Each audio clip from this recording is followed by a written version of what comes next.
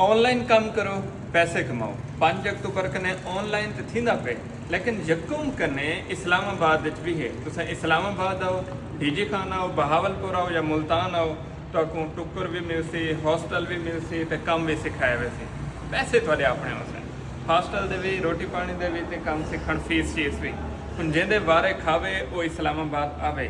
जिंदे बारे थोड़ा खावे वो बहावलपुर आवे जिंदे बारे सही खावे वो डीजी खान आवे ते जिंदे बारे नहीं आ रहे वो मुल्तान आवे ना ते इस्लामाबाद आवे काम सीखे पैसे कमावे। अच्छा मैं आधा पैसे कमाओ इहदा ये मतलब नहीं इतना पैसे वंडींदे पे मतलब यह है कि मैं इम्तियाज सैफुल्ला ई कमर्स करें मैं फ्रीलांसिंग करें ना मैं लोकल क्लाइंट डीलिंग करें ना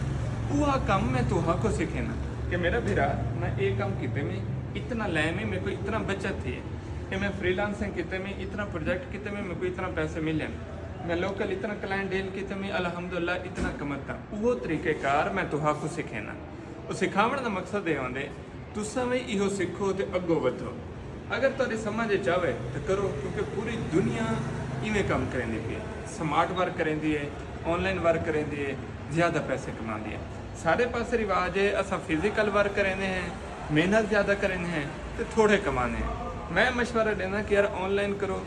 थोड़ा स्मार्ट वर्क करो तो ज़्यादा पैसे कमाओ यकीनन नवी शय हाली थोड़ी समझ नहीं आती कहीं दी अज समझ आसी कहीं दी 1 साल बाद समझ आसी कहीं दी 6 साल बाद समझ आसी समझना तो पोसे इन कने तुम बच नहीं मिल सकते बहरहाल जाए आवना होवे इस्लामाबाद आओ तारा भिरा हाजिर है इंशाल्लाह कट्ठे रल बै चाह भी पीसूँ काम भी सीखसूँ मैं अपना तजर्बा भी तुहाडे नाल शेयर करे सा तुसां भी काबिल बन सो पैसे कमा सो इन वीडियो को लाजमी शेयर करो